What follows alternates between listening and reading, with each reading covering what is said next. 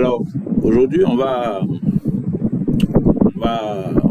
partager quelques écritures. On va partager quelques écritures, notamment dans l'évangile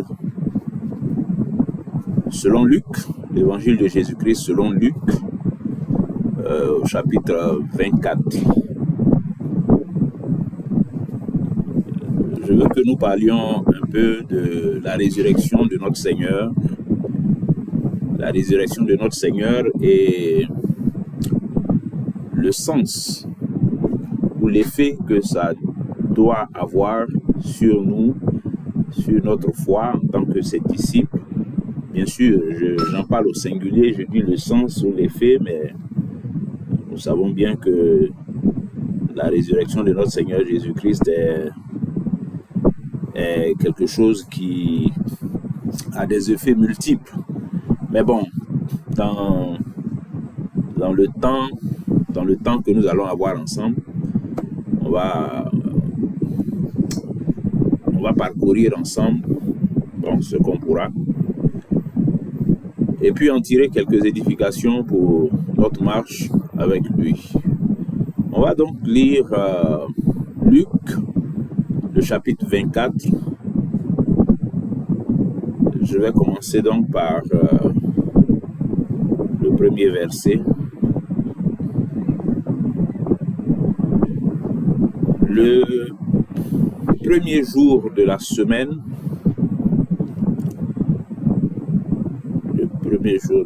excusez-moi,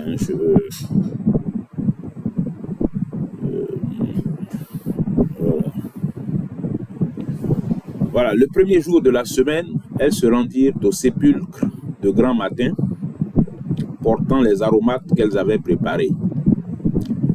Elles trouvèrent que la pierre avait été roulée de devant le sépulcre, et étant entrées, elles ne trouvèrent pas le corps du Seigneur Jésus. Comme elles ne savaient que penser de cela, voici deux hommes leur apparurent en habits resplendissants. Saisies de frayeur, elles baissèrent le visage contre terre. Mais ils leur dirent: pourquoi cherchez-vous parmi les morts celui qui est vivant? Il n'est point ici, mais il est ressuscité. Souvenez-vous de quelle manière il vous a parlé lorsqu'il était encore en Galilée et qu'il disait: il faut que le Fils de l'homme soit livré entre les mains des pécheurs, qu'il soit crucifié et qu'il ressuscite le troisième jour. Et elles se souvinrent des paroles de Jésus. Voilà.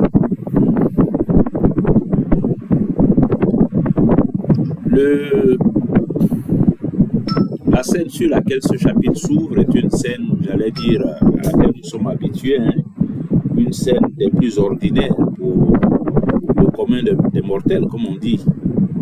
Des dames qui sont en train de se rendre au sépulcre pour aller embaumer un cadavre. Ça, c'est, comme je dis là, ça fait partie des choses les plus ordinaires. Voilà, merci. J'ai oublié de poser la question. Je crois que le ronflement du ventilateur là faisait un peu parasite. C'est bon maintenant?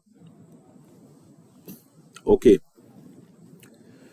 Donc, je disais que la scène par laquelle s'ouvre ce chapitre est une scène des plus ordinaires, des dames qui vont au cimetière, qui vont embaumer un cadavre. Naturellement, si on va l'embaumer, certainement parce qu'il ne vient pas de décéder. Donc, pour éviter les odeurs désagréables provoquées par la décomposition, bien ces dames-là, elles partaient embaumer le cadavre, le corps du Seigneur Jésus-Christ. Et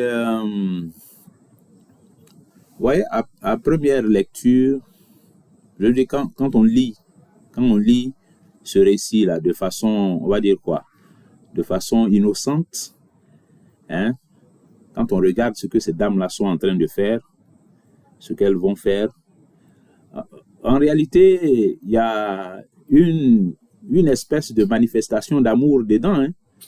quand elles vont comme ça au sépulcre, comme j'ai dit, c'est une scène à laquelle on est habitué, hein, surtout nous autres, les Africains. C'est vrai que nous, on ne fait pas l'embaumement comme ils le font là, mais je dis, il y a d'autres pratiques qui sont faites, mais qui, en réalité, sont une expression d'affection, hein, une affection qu'on a perdue, l'affection qu'on avait pour quelqu'un ou que quelqu'un avait pour nous et qui est parti, qui est décédé, qu'on a perdu. Voilà, c'est dans cet esprit-là, dans cet état d'esprit que ces dames-là se trouvaient certainement. Elles qui, tôt le matin, se réveillent et puis, voilà, prennent la route du cimetière avec les aromates pour embaumer. C'est des femmes qui étaient en train de manifester d'une certaine façon de l'affection. Et vous voyez, c'est une affection qui est tellement forte que ça va au-delà de la mort. La personne est décédée, mais bon, on y va quand même. On continue de poser des actes qui sont censés être l'expression d'une affection. Voilà. Et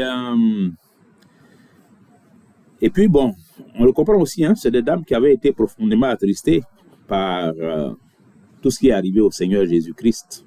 Après tout ce qu'elles ont vécu avec lui, on se souvient, hein, ce sont ces dames-là qui...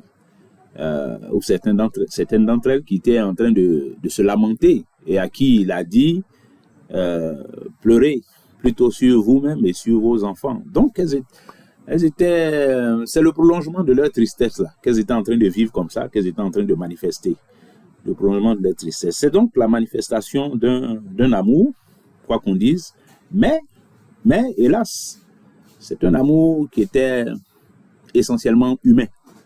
Un amour qui était essentiellement humain et qui donc, dans son essence même, n'était pas de nature à exprimer ce qui aurait dû être exprimé à ce moment-là. Parce que celui qui est mort là, et qu'on partait embaumer, ce n'était pas n'importe quelle mort. C'est quelqu'un qui leur avait dit d'ailleurs que ce même jour où elles allaient pour l'embaumer là, il ne serait plus dans le tombeau. C'est de celui-là qu'il s'agit. Celui qui, c'est pas quelqu'un qui est mort accidentellement comme ça dans 2-3 méprises, mais c'est quelqu'un qui avait dit des choses avec qui elles ont eu un rapport, un contact pendant des années, et puis qui leur a enseigné des choses, qui a dit des paroles concernant ce jour-là.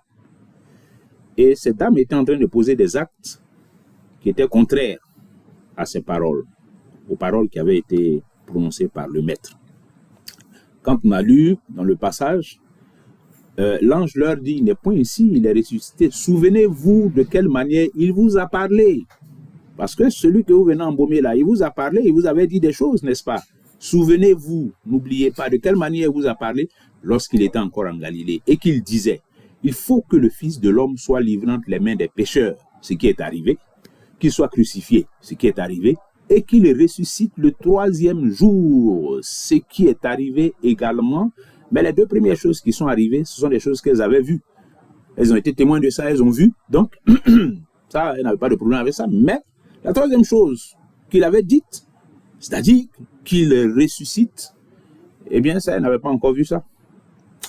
Et non seulement elles n'avaient pas encore vu, mais étaient elles-mêmes dans les dispositions d'y croire, sans avoir vu. Était-elle dans ces dispositions? Mais le texte nous dit que non. Hein. Vous voyez, malheureusement, c'est une telle incrédulité qui amène parfois à rechercher parmi les morts celui qui est vivant. Et parce que ce qu'elles sont en train de faire là, c'est de l'incrédulité. Mais une incrédulité qui se manifeste et qui amène certains à rechercher parmi les morts celui qui est pourtant vivant. Parce que, vous voyez, ces dames-là, elles se sont laissées conduire par quoi? C'est là que je veux attirer notre attention dans un premier temps. Elles se sont laissées entraîner par leur raisonnement, par leur façon de comprendre les choses, par leur logique. Elles sont restées dans la logique humaine. dans la logique, dans le bon sens humain. C'est dedans qu'elles sont restées. Et c'est ça qui les a conduits.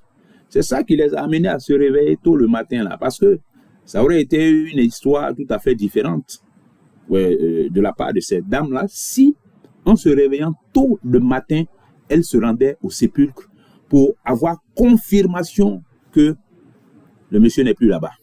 Si c'était dans ces dispositions-là qu'elle se rendait au sépulcre, alors ce récit serait un récit totalement différent. Mais cette dame, elle partait au sépulcre avec la certitude qu'il était encore là-bas. Et c'est pour ça qu'elle venait avec des aromates pour embaumer son cadavre, qu'elles espéraient, qu'elles s'attendaient à trouver là-bas. Je ne dis même pas qu'elles espéraient, parce que pour elles, bon, il n'y a pas de, ça ne ressemble pas à des dames qui avaient des doutes, qui disent, est-ce que si on va, il sera encore là-bas ou bien il ne sera pas là-bas. Non, c'était des dames qui partaient naturellement dans la pure logique humaine, dans les purs raisonnements humains. Bon, elle partait chercher parmi les morts celui qui est vivant, en dépit de tout ce qu'il avait dit, en dépit des paroles claires et limpides qu'il leur avait laissées. Mais la force de la logique humaine, la force du raisonnement, du bon sens selon l'homme, était tellement élevée qu'elles n'ont pas pu surmonter ça. Il leur a manqué la foi qui devait renverser ces raisonnements humains-là, et puis les mettre dans d'autres dispositions. Donc voici nos sœurs qui sont en train de se rendre au sépulcre, et puis bon, qui vont embaumer. Mais je disais que ça ressemble aux incrédulités qu'il peut nous arriver de manifester nous aussi, quand devant la parole du Seigneur, on est comme en train de dire, oui, c'est vrai, les Écritures disent ça, mais bon, moi je crois que j'ai une meilleure idée. C'est vrai, j'ai lu ça dans les Écritures, on lit ça, oui, c'est vrai, que la parole de Dieu dit ça, mais je crois que j'ai une meilleure idée. C'est vrai qu'on ne le dit pas comme ça, mais les attitudes qu'on a ressemblent aux attitudes de ces dames incrédules-là.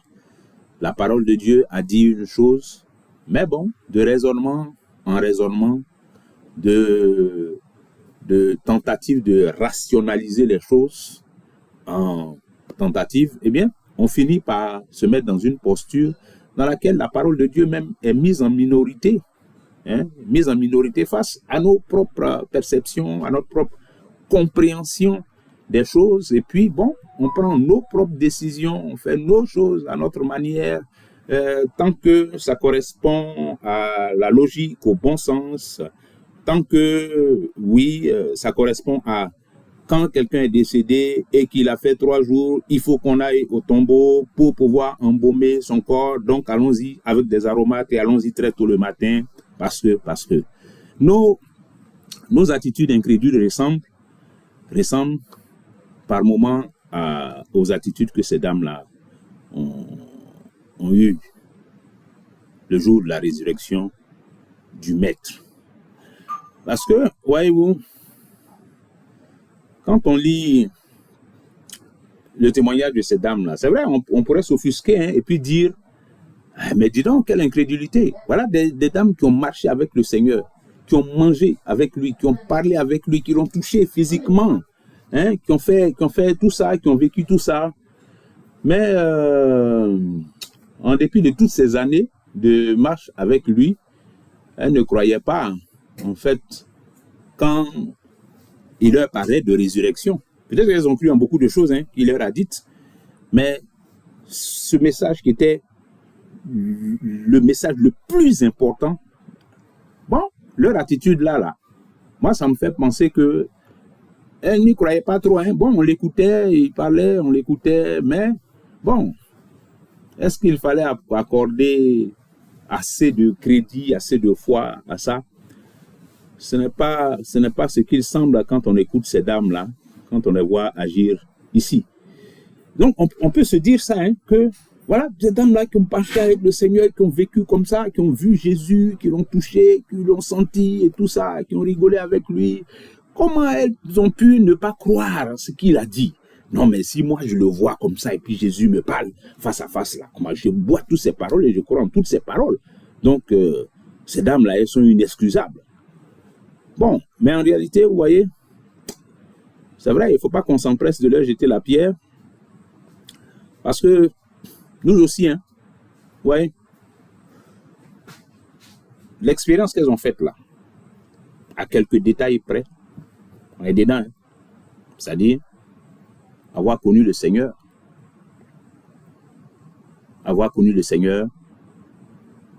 pendant plusieurs années, avoir été dans la foi en Christ pendant plusieurs années,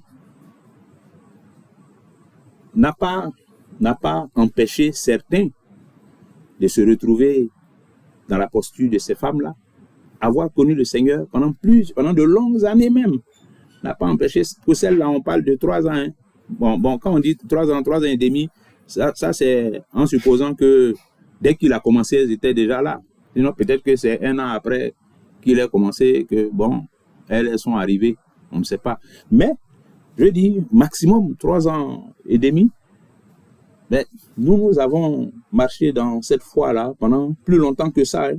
Beaucoup plus longtemps que ça pour certains, pour plusieurs. Mais, cette longue marche, cette longue expérience avec le Seigneur ne nous a pas empêchés, pour plusieurs, ne nous a pas empêchés de nous retrouver dans des postures d'incrédulité enrobées de bon sens et de logique humaine, comme c'était le cas pour ces dames-là, parce que ce qu'elles faisaient en allant, une fois encore, en allant au sépulcre, c'était pas de la folie, c'est pas des femmes qui déliraient ou bien qui faisaient tout, non, elles faisaient quelque chose de tout à fait normal, d'un point de vue humain, quelque chose de tout à fait normal, de tout à fait acceptable, de tout à fait logique, d'un point de vue humain. Et ça, c'est des choses auxquelles, malheureusement, nous n'échappons pas à certains moments. Ouais. Quand on a passé toutes ces années à marcher avec le Seigneur et qu'en dépit de cela, on continue de marcher d'une façon, dans certains aspects de notre vie, d'une façon qui n'honore pas Dieu, est-ce qu'on n'est pas en train de se rapprocher de ces dames-là? Est-ce qu'on n'est pas en train même de surclasser ces dames-là dans leur incrédulité? Quand on a marché pendant toutes ces années avec le Seigneur Jésus-Christ, ou je dois dire, quand on dit avoir marché avec le Seigneur Jésus-Christ pendant autant d'années pour plusieurs d'entre nous, et que ça ne nous empêche pas de nous retrouver dans des postures d'incrédulité, ouais, là où le Seigneur, c'est sur des choses simples, hein, ce que nous disons là, c'est sur des choses simples qui concernent la vie chrétienne, la marche avec Christ. C'est dans ces choses simples là que cette incrédulité se manifeste, parce que quand les Écritures nous demandent d'être en paix les uns avec les autres et que on trouve encore des raisons, des motifs, des arguments, des justificatifs de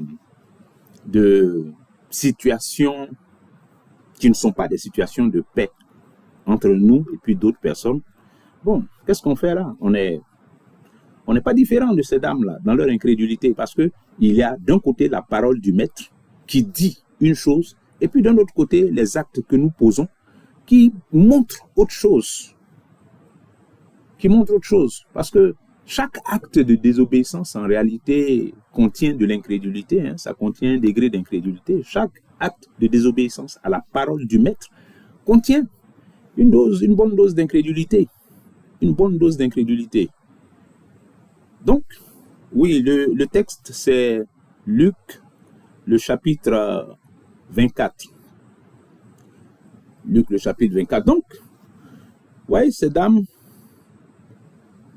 ne sont pas pressées de leur jeter la pierre, parce que, ouais, on prétend aimer le maître. On prétend aimer le maître. Mais ça ne nous empêche pas de venir à lui avec des aromates. Ça ne nous empêche pas, comme ces dames-là, hein, d'aller dans son sépulcre avec des aromates. C'est-à-dire de nous comporter de façon différente de ce qu'il attend de nous. de nous démarquer, de nous distancer des instructions, des consignes qu'il a données, des ordres, des commandements qu'il a donnés. Oui. C'est notre façon de venir aussi avec nos aromates, hein. Tout le matin, son tombeau. Parce que le gars là, c'est vrai, il a dit ça, mais est-ce que... Bon, on va venir quand même avec les aromates. C'est vrai qu'il a dit ça, c'est vrai qu'il a donné tel commandement, mais est-ce que... Bon, on va venir quand même avec des aromates. On ne sait jamais. C'est bon quand même de venir avec des aromates pour l'embaumer. Même s'il a dit ça, on va venir. Même s'il a dit ça, on va aller dans l'autre sens. Même s'il a dit d'aller à gauche, bon, on va aller quand même à droite. Même s'il a dit que le troisième jour, il ressusciterait, on va allons quand même au tombeau, pas pour vérifier si effectivement il est là-bas, mais allons quand même parce que ce qui est normal à faire, c'est d'embaumer son corps. Allons, on va embaumer son corps.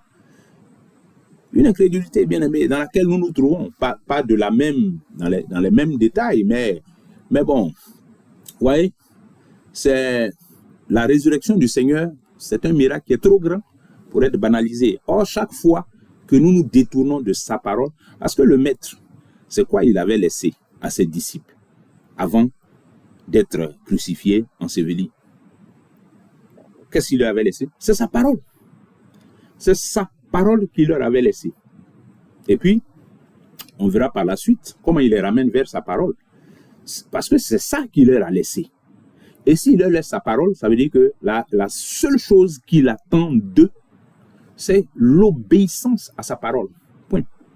Quand il leur laisse sa parole et rien d'autre, c'est afin qu'ils puissent manifester de l'obéissance à cette parole-là qu'il leur a donnée. Parce que la parole, quand il la donne, c'est pour qu'on y obéisse, c'est pour qu'on s'y conforme, c'est pour qu'on vive selon elle, c'est pour qu'on range nos pas, nos voies selon ce que sa parole a dit.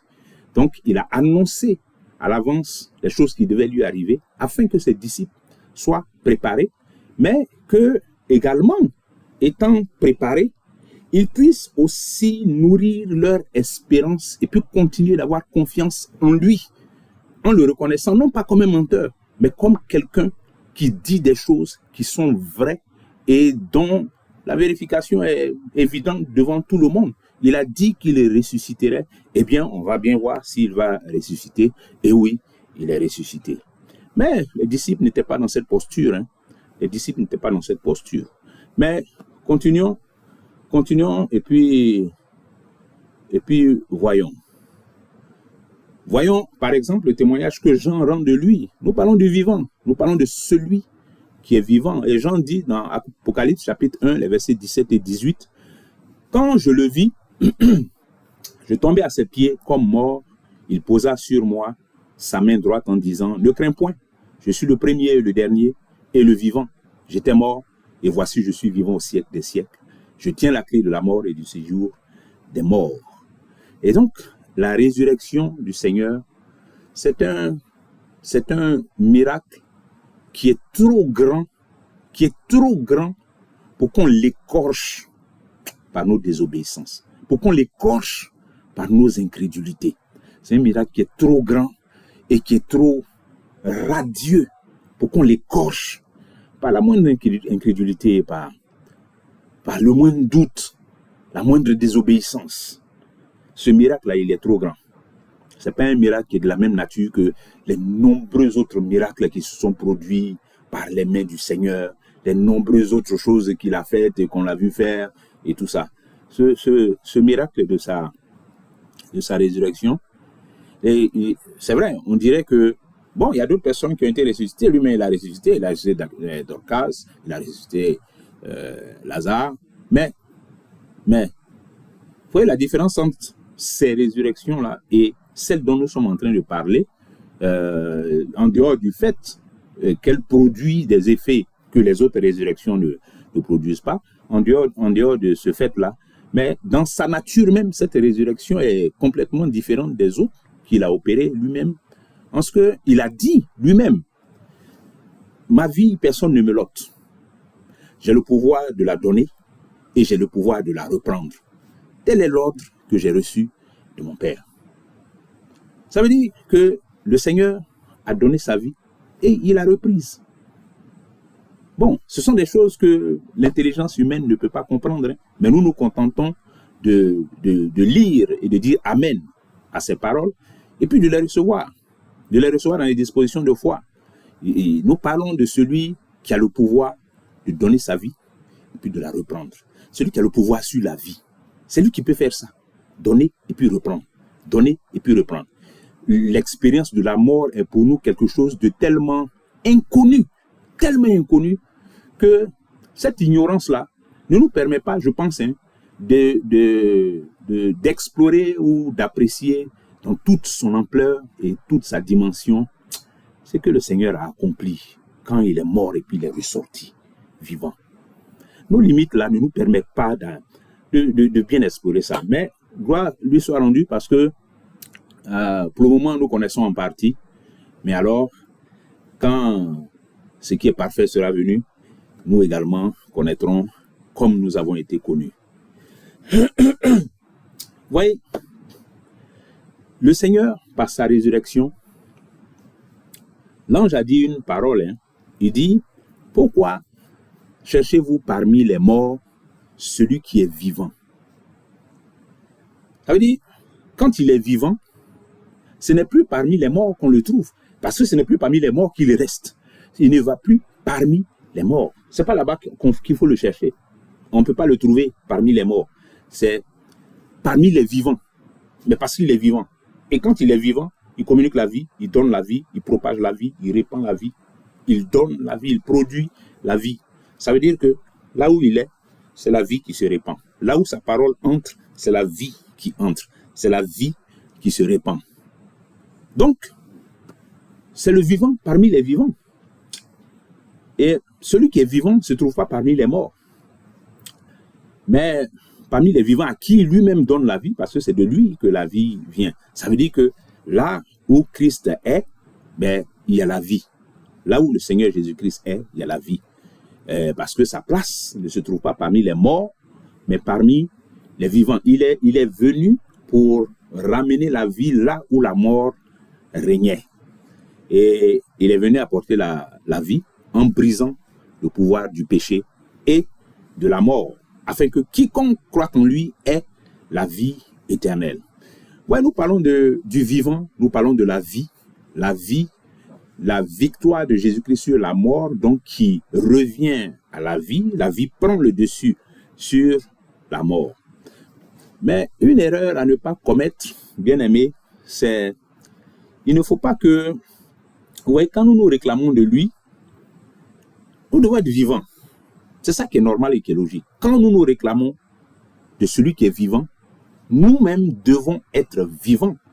Parce que nous disons que nous avons la vie par celui qui a vaincu la mort. Donc nous-mêmes, nous devons être vivants. C'est ça le signe de notre appartenance à celui qui est vivant. Et alors je disais qu'une chose qu'il faut éviter, soyons vivants pour de vrai. C'est-à-dire qu'on n'a qu'à être vivants pour de vrai.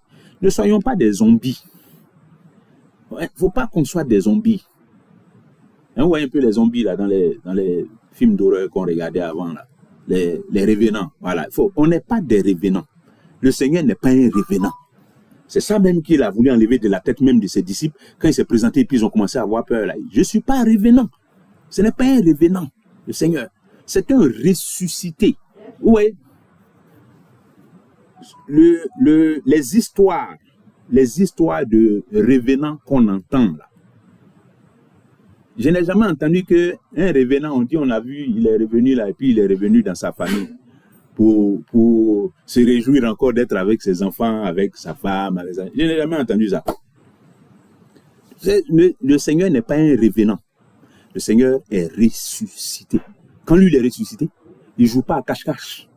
Il ne joue pas à cache-cache pour dire, on l'a vu ici et puis on ne sait plus où il est. On l'a vu ici et puis on ne sait plus.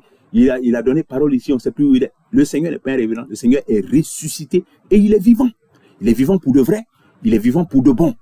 Et vivant, c'est comme ça qu'il s'est révélé, qu'il s'est présenté à ses disciples. Ouais, quand on parle de sa résurrection, on cite toujours les personnes à qui il s'est révélé. Il s'est révélé à 500 frères ici. Il s'est révélé ici. Il s'est révélé là. On va voir devant là-bas, les disciples d'Emmaüs, et également, quand leurs yeux se sont ouverts, ils ont couru rapidement, et ils sont allés dire, le Seigneur est ressuscité, nous l'avons vu, il est apparu à Simon. Donc, le vivant, là, je dis, celui qui est vivant, celui qui est revenu d'entre les morts, mais il a quoi à se cacher? Il aurait quoi à se cacher? Non, c'est une victoire, c'est un triomphe qu'on ne cache pas. Au contraire, on le brandit. Et c'est ce que le Seigneur, c'est ce dont le Seigneur a fait la démonstration. La vie n'a pas vocation à être cachée. La vie n'a pas vocation à se camoufler ou à jouer à cache-cache. Le Seigneur s'est présenté et cette vie-là qu'il nous donne, c'est comme ça que nous devons la vivre. C'est pas une vie de zombie qui va se cacher, une vie bizarre qui, on dit quoi, qui se gargarise de bonnes intentions, qui se gargarise de proclamations, de vœux pieux, mais qui n'est pas manifestée, j'allais dire, de façon vivante. Parce que la vie, permettez-moi la répétition, la vie a vocation à être vécue. Quand la vie est là, c'est pour qu'on la vive, c'est pour qu'elle soit effective.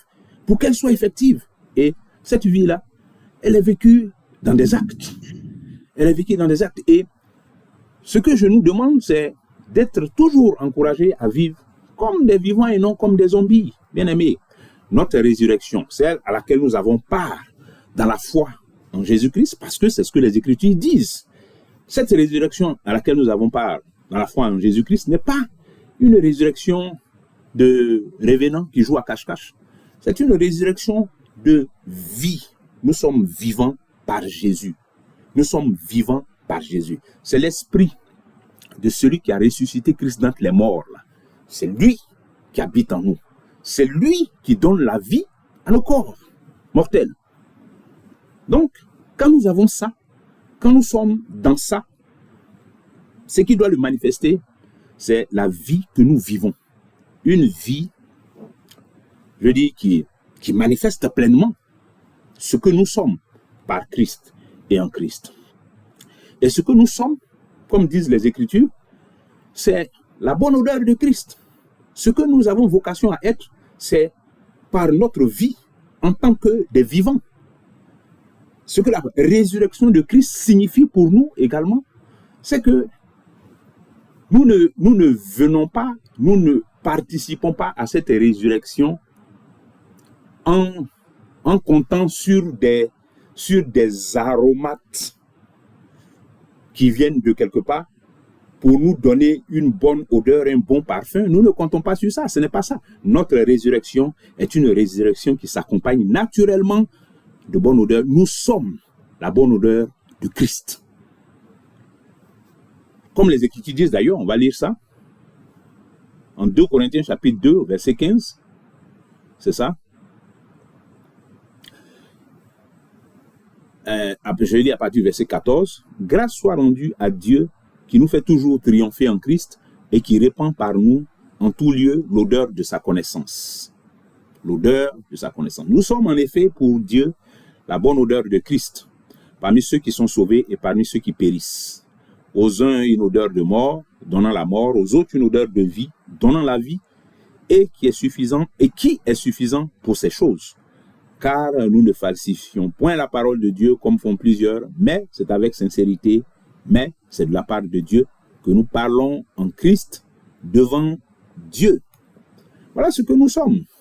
Nous sommes la bonne odeur de Christ. Ça veut dire que quand nous vivons par Christ, notre vocation, c'est de pouvoir nous répandre comme une bonne odeur, de pouvoir nous propager comme une bonne odeur au nez de ceux et celles qui sont dans notre environnement et qui peuvent sentir cette bonne odeur-là.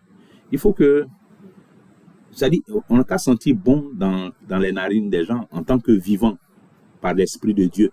Notre vocation, c'est de sentir bon dans les narines des gens. Alors, quand je dis sentir bon, je ne parle pas de parfum pulvérisé. Je parle d'une manière spirituelle, comme les Écritures disent ici. Nous sommes la bonne odeur de Christ, mais par notre façon de vivre, notre façon d'être, par le message dont nous sommes porteurs, par le témoignage que nous amenons ceux qui nous sentent à avoir de nous, eh bien, nous sommes la bonne odeur de Christ. Et vous voyez, ce qui est intéressant, c'est que ce passage-là, notamment, nous dit que nous sommes la bonne odeur de Christ, non pas seulement devant ceux qui ne connaissaient pas Christ, mais même parmi ceux qui sont sauvés. Nous sommes également la bonne odeur de Christ parmi ceux qui sont sauvés. Le Seigneur l'a dit, il dit, là où 2 ou 3 sont assemblés en son nom, il est présent. Là où 2 ou 3 sont assemblés en son nom, il est présent. Ça veut dire, soyons dans la résurrection de Christ, être vivant pour nous, c'est être vivant les uns pour les autres. Entre frères, c'est être vivant les uns pour les autres. Vous voyez l'expression que les Écritures utilisent pour parler de notre rapport avec le péché. On dit, nous sommes morts au péché. Regardons-nous comme étant morts au péché. Mais à l'inverse, nous devons nous regarder comme étant vivants. Nous devons être vivants pour les frères, vivants pour les sœurs, vivants les uns pour les autres. C'est ça que nous devons être, vivants les uns pour les autres. Mais si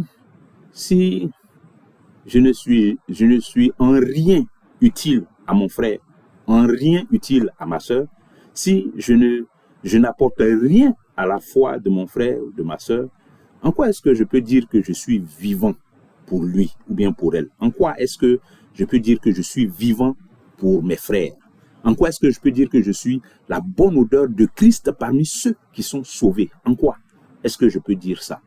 Si je ne suis pas vivant pour l'autre, si je ne suis pas vivant pour mon frère, pour ma sœur. Donc ça aussi, c'est des choses auxquelles il faut réfléchir, il faut faire attention. Voilà. Instruisons-nous de tout cela et puis soyons donc la bonne odeur de Christ et non pas la puanteur de l'hypocrisie, du mensonge. Oui, parce que à l'inverse, ce qui est de Christ sent bon et ce qui n'est pas de lui est puant, ça sent mauvais. Donc, quand il y a de l'hypocrisie quelque part, ça sent, ça gâte la bonne odeur de Christ là, que nous sommes. Quand il y a du mensonge, quand il y a toutes ces choses là qui pourrissent et qui altèrent ce que nous sommes censés être selon les Écritures, ça sent, ça pue, c'est pas bon, c'est désagréable. Donc, il ne faut pas qu'on s'intoxique les uns les autres. C'est pas ça que nous sommes appelés. On n'a pas à s'intoxiquer les uns les autres par toutes sortes de marches qui ne soient pas conformes à ce que le maître a demandé que nous puissions adopter. Donc, soyons la bonne odeur. Soyons une bonne odeur les uns pour les autres. Soyons une bonne odeur les uns pour les autres. Ça veut dire que dans mes rapports avec mon frère, dans mes rapports avec ma sœur, il faut que je lui communique. Il faut qu'on se communique, qu'on s'échange la vie de Christ là. Il faut qu'on s'échange ça. Il faut que on ait ces transactions là, si je peux appeler ça ainsi. C'est important.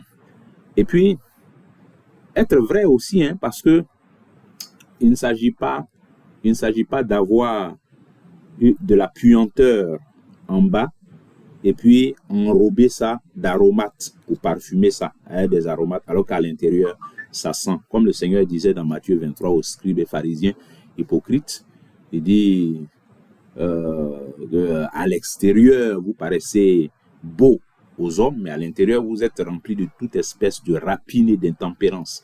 Donc il faut veiller à ça également, ne pas laisser des choses qui vont pourrir en nous, ne pas laisser des choses qui vont pourrir. Vous voyez, quand les Écritures disent par exemple que le soleil ne se couche pas sur ta colère, que le soleil ne se couche pas sur ta colère, mais si ça dort là, demain matin c'est couché, ça sent, les asticots dedans, ça pue, puis tu entretiens ça, tu gardes ça, tu te promènes avec, les rancœurs, les choses qu'on garde dans le cœur là, ça pourrit, ça sent.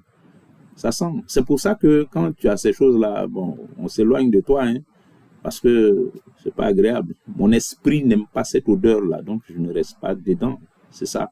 Tu deviens répugnant. Quand tu entretiens ces choses, tu les gardes dans ton cœur, tu les emmagasines, tu deviens répugnant. Jésus dit, c'est de dedans là que vient ce qui souille l'homme, le dedans du cœur. Donc, c'est de là-bas que l'odeur de la pourriture la sort et puis ça rejaillit vers l'extérieur et puis on voit. Tu peux être sapé mais tu sens. Tu peux être propre à l'extérieur, mais tu ne seras qu'un tombeau blanchi parce que tu sens, il y a de la puanteur en toi. Il y a de la puanteur en toi. Soyons la bonne odeur de Christ, sans ajout. Oui, la bonne odeur de Christ, sans ajout. Notons que le Seigneur lui-même,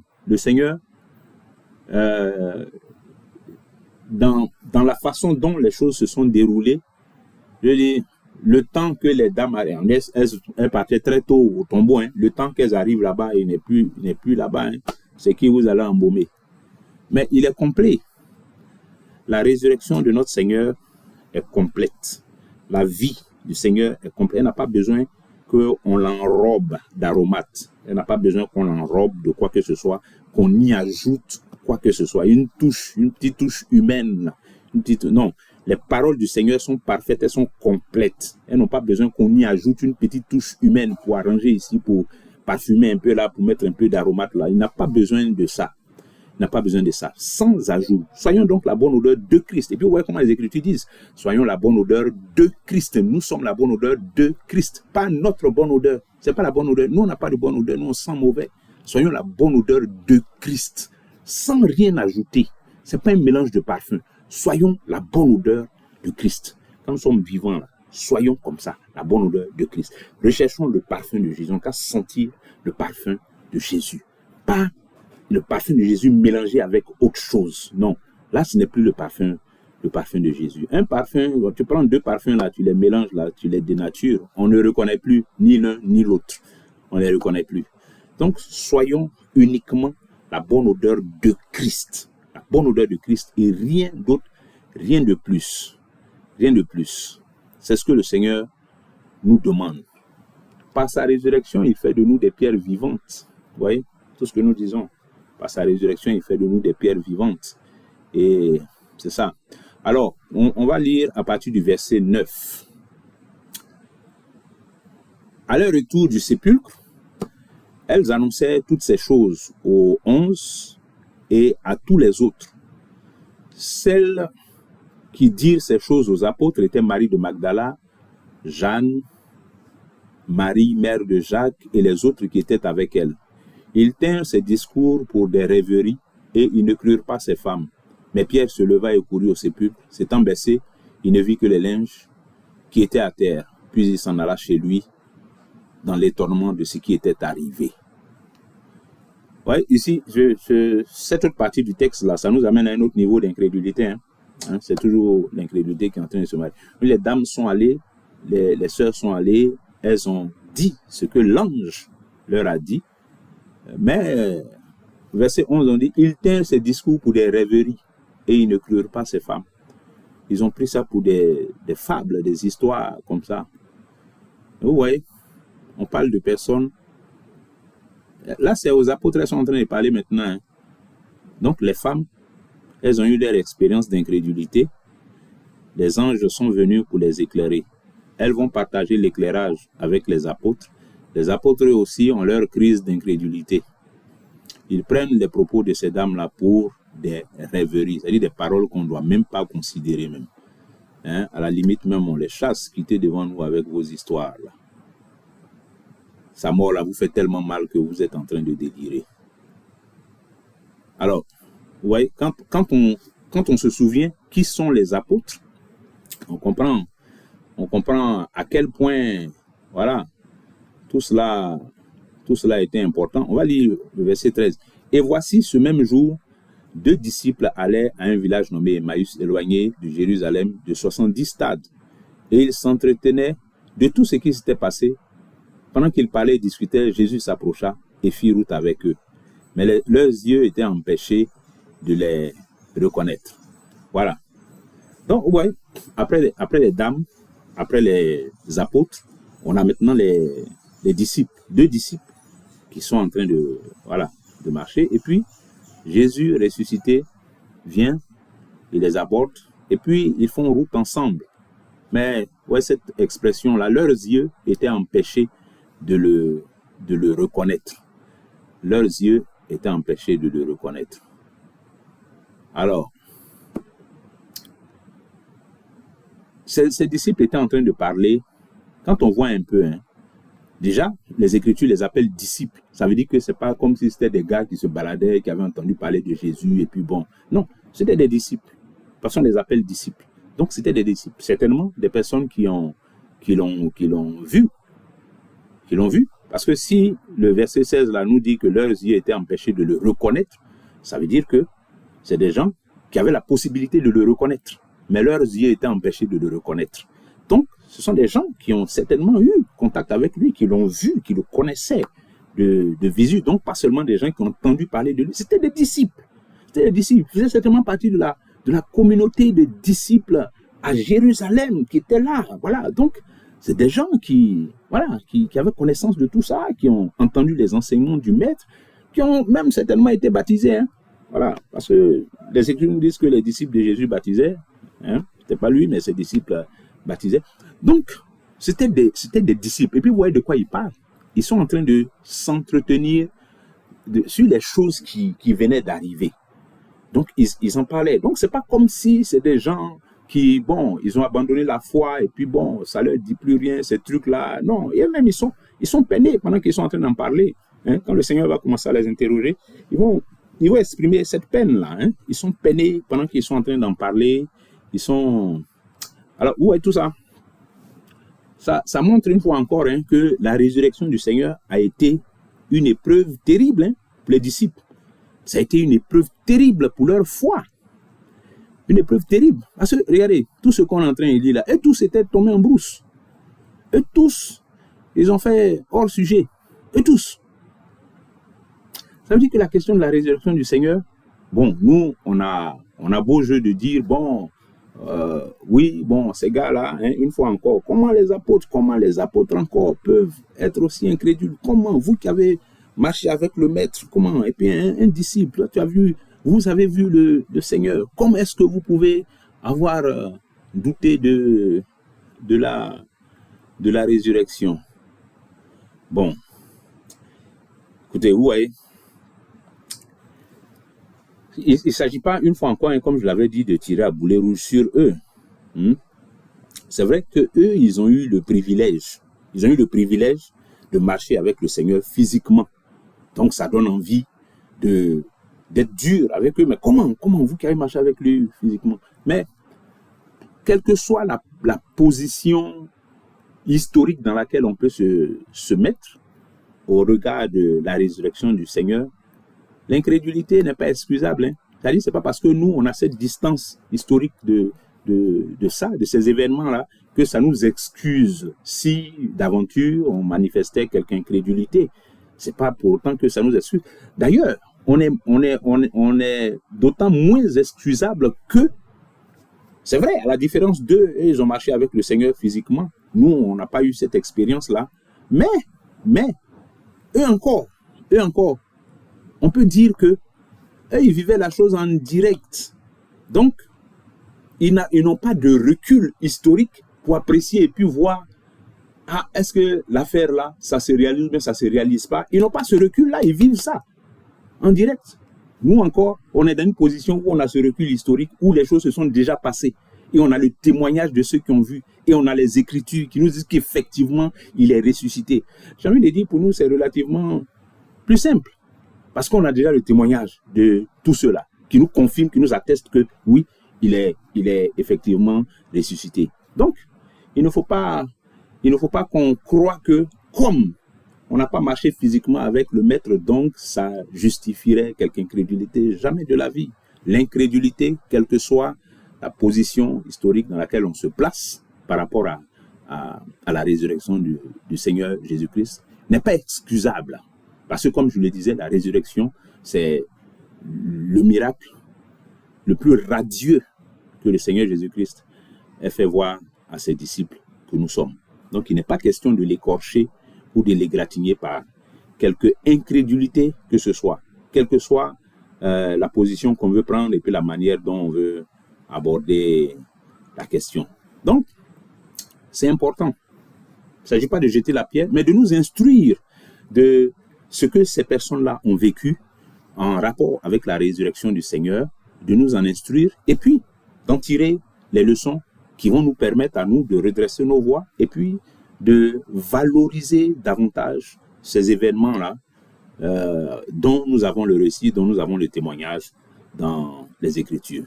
Vous voyez, je termine par une comparaison entre ceux-là et puis un autre groupe de personnes auxquelles je fais référence et dans lesquels je trouve un excellent modèle pour nous. Vous voyez, cet autre groupe de personnes-là, c'est ceux qu'on voit au début de l'évangile de Luc, avec Anne la prophétesse, Siméon, ces personnes dont il est dit qu'ils attendaient le Messie. Vous voyez, ces personnes-là qui attendaient le Messie, ce sont des personnes qui ne l'avaient pas encore vu. Ce sont des gens qui ne l'avaient pas encore vu. C'est vrai, on fait mention d'Anne, la prophétesse, on fait mention de Siméon, mais il y avait également ceux qui sont désignés par cette expression, ceux qui attendaient le Messie. Donc, une fois encore, que j'appelle cette petite communauté de personnes qui attendaient le Messie, mais qui ne l'avaient pas encore vu, mais qui l'attendaient. Ils ne l'ont pas encore vu, mais ils l'attendaient. Vous voyez. Et qu'est-ce qui a fondé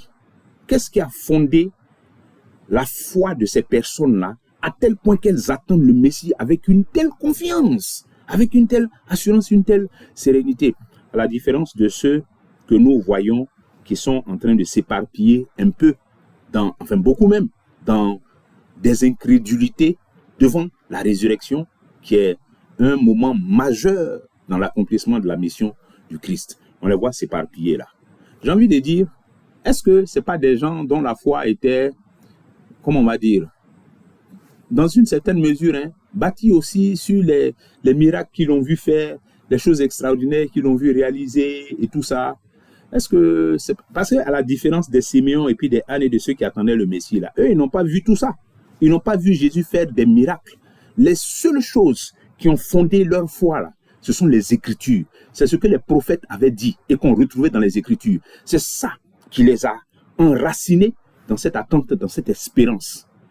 Et vous voyez comment des personnes qui étaient enracinées dans les Écritures, dans les paroles du Maître, dans quelle posture ça les a mis en comparaison avec d'autres personnes qui, elles, avaient un problème avec les Écritures, avaient un problème de foi, un problème de croire simplement en ce que le Maître avait dit, la parole du Maître. Même plus référence même aux prophètes seulement, mais la parole du Maître même avec lequel ils ont marché. Leur problème principal, c'était le rapport qu'ils avaient avec la parole du Maître, à la différence de ceux-là qui attendaient le Messie sans même l'avoir vu, mais dont la foi était enracinée, tellement enracinée dans les écrits, dans les prophètes et les psaumes, etc., que ça les a stabilisés, ça leur a donné d'avoir suffisamment d'endurance et de foi pour attendre la venue du Messie. Alors, quand on lit la fin de ce récit, les disciples sur le chemin d'Emmaüs qui s'entretiennent avec le Seigneur, on voit qu'à un moment donné, le Seigneur lui-même, comme disent les Écritures, le Seigneur lui-même leur a expliqué, après qu'il les ait repris pour leur incrédulité, ô hommes sans intelligence, ne fallait-il pas que ces choses-là arrivent? Il est dit quoi? Il est dit, alors au verset 25, alors Jésus leur dit, ô hommes sans intelligence, et dont le cœur est lent à croire tout ce qu'ont dit les prophètes. Il les ramène aux prophètes, à ce qui est écrit. C'est ça qui est le fondement, c'est ça qui est là où vous trouvez la parole qui, en principe, aurait dû vous nourrir, vous donner la force, et vous donner la foi même, pour attendre cette résurrection que moi-même je vous ai annoncée. Et votre cœur est lent à croire tout ce qu'ont dit les prophètes. Ne fallait-il pas que le Christ souffrit ces choses et qu'il entra dans sa gloire? Et, verset 27, commençant par Moïse et par tous les prophètes, il leur expliqua dans les Écritures ce qui le concernait.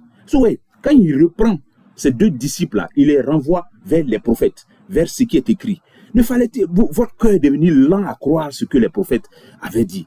Les prophètes ont dit que le Christ devait souffrir ça et qu'il devait ressusciter et entrer dans sa gloire. Ne fallait-il pas que ces choses-là arrivent?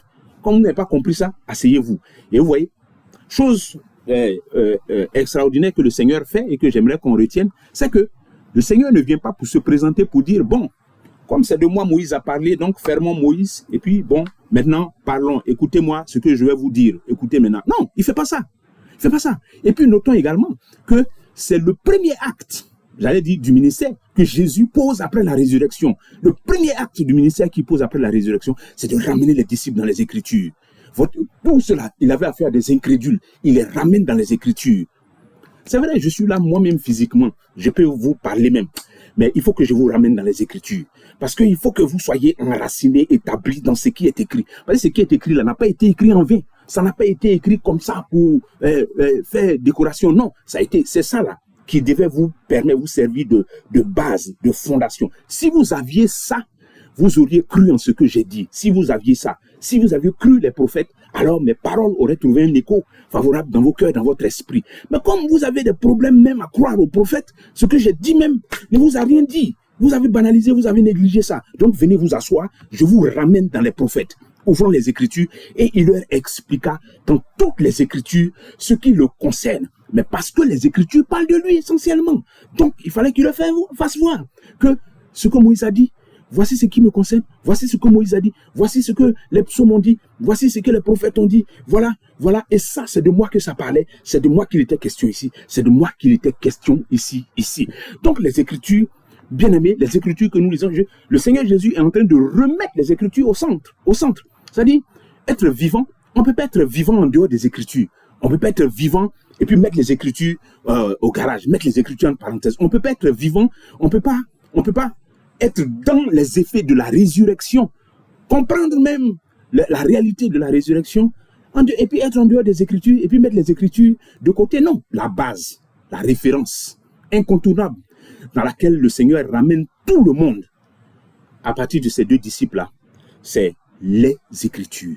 Ce que les prophètes ont dit, ce que la parole dit, la parole qu'il a dite, qui avait déjà été annoncée par les prophètes et qui s'est confirmée par son accomplissement et qui se manifeste présente devant vous par sa résurrection. Je suis là et puis je suis en train de parler. Oui, et ça c'était avant même que les disciples là ne se rendent compte à qui ils ont affaire.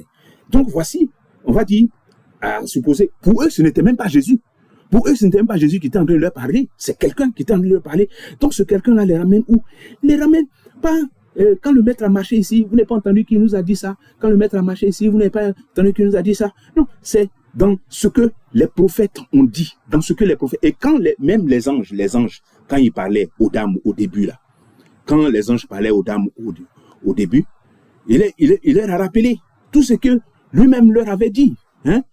Lorsqu'il était en Galilée, il faut que le Fils de l'homme soit livré entre les mains des pécheurs, etc.